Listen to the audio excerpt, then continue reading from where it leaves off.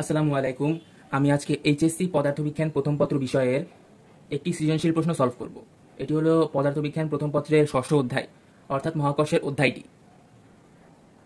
প্রশ্নটিতে বলা হয়েছে, একজন শিক্ষার্থী এ গ্রহ হতে 10 কেজি ভরের একটি বস্তুকে 5.02 কিলোমিটার পার সেকেন্ড বেগে খাড়া উপরের দিকে নিক্ষেপ করলো।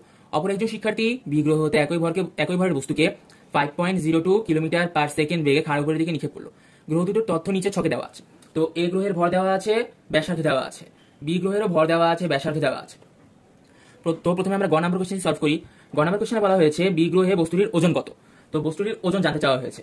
তো বি গ্রহে বস্তুটির ওজন নির্ণয় করার জন্য আমাদের সর্বপ্রথম নির্ণয় করতে হবে হলো বি গ্রহতে জি এর মানটি কত, অর্থাৎ যে স্মল জি রয়েছে সেই স্মল জি এর মানটি কত। যেমন পৃথিবীতে স্মল জি এর আদর্শ মান 9.8 মিটার পার সেকেন্ড স্কয়ার।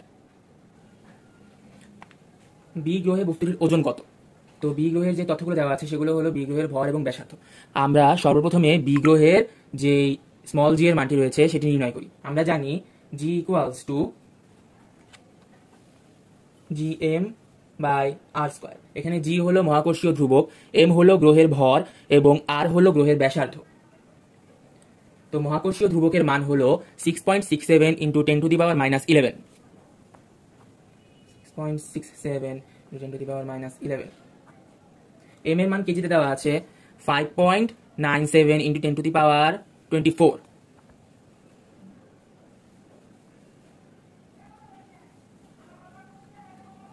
এবং আর এর ব্যাসার্ধ দেওয়া আছে কিলোমিটারে।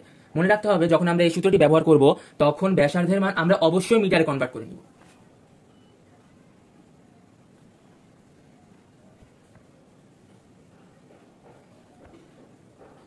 এই যে ব্যাসার্ধের মানটি এখন মিটারে কনভার্ট হয়ে গেছে। মনে রাখতে হবে কিলোমিটার থেকে যখন মিটারে যাব তখন আমি সবসময় 1000 দ্বারা গুণ করব। 1000 অর্থাৎ 10 টু দি পাওয়ার 3।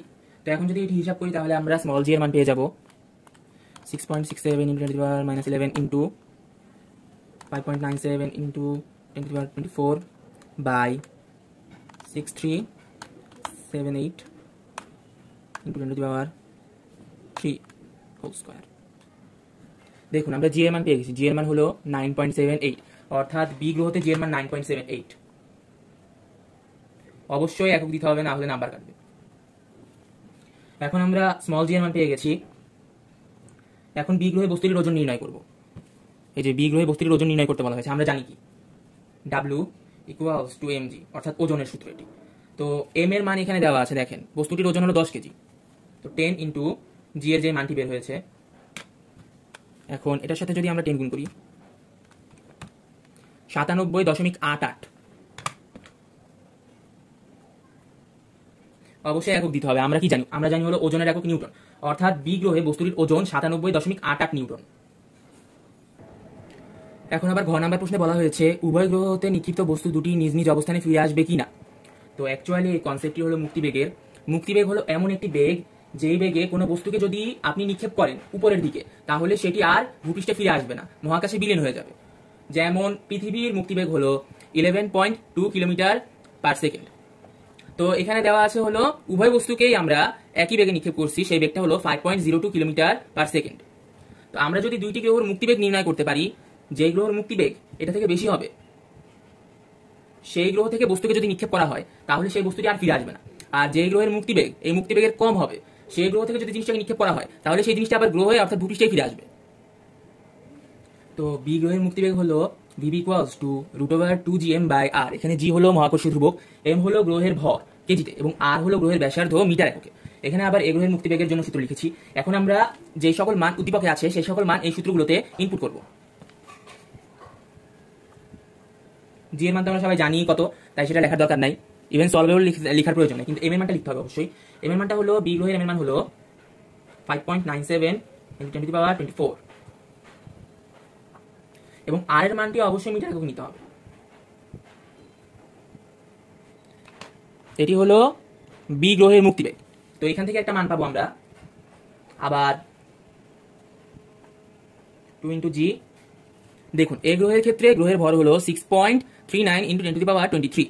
এখন এটি ইনপুট দেই 6.39 into 10 to the power 23।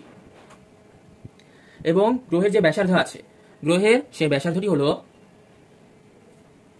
3390 kilometre. এখন এটাকে মিটার ইনপুট দিব আমরা। মিটার ইনপুট দেওয়ার জন্য কি করতে হয়, কিলোমিটার থেকে মিটার নিতে হলে অবশ্যই 1000 গুণ করতে হবে। এখন এই দুটি হিসাব করি আমরা, হিসাব করলে মান পেয়ে যাব √2 ইন্টু 6.67 10^11 ইন্টু, এখন গ্রহের যে ভরটি সেটি বসাবো 0.97 ইন্টু 10^4 বাই 6378 10^3, 11,174.36 মিটার পার সেকেন্ড।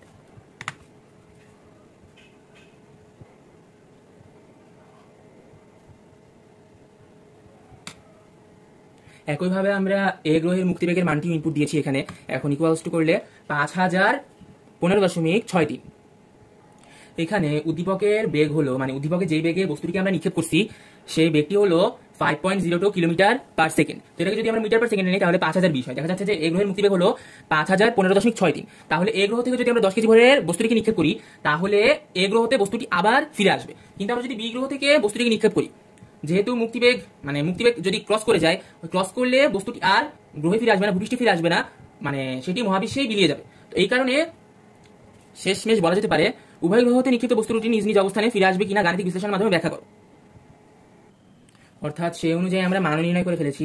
শেষমেশ বলা যেতে পারে এ গ্রহ থেকে যদি বস্তুটিকে নিক্ষেপ করা হয় তাহলে বস্তুটি ঠিকই ভূপৃষ্ঠে ফিরে আসলেও বি গ্রহ থেকে বস্তুটিকে নিক্ষেপ করা হলে বস্তুটি আর ভূপৃষ্ঠে ফিরে আসবে না। তো আজকের মতো এতটুকুই। আমি নেক্সট ভিডিওতে আরো কিছু সৃজনশীল সলভ নিয়ে আসবো যেগুলো তোমাদের হেল্প করবে। খোদা হাফেজ।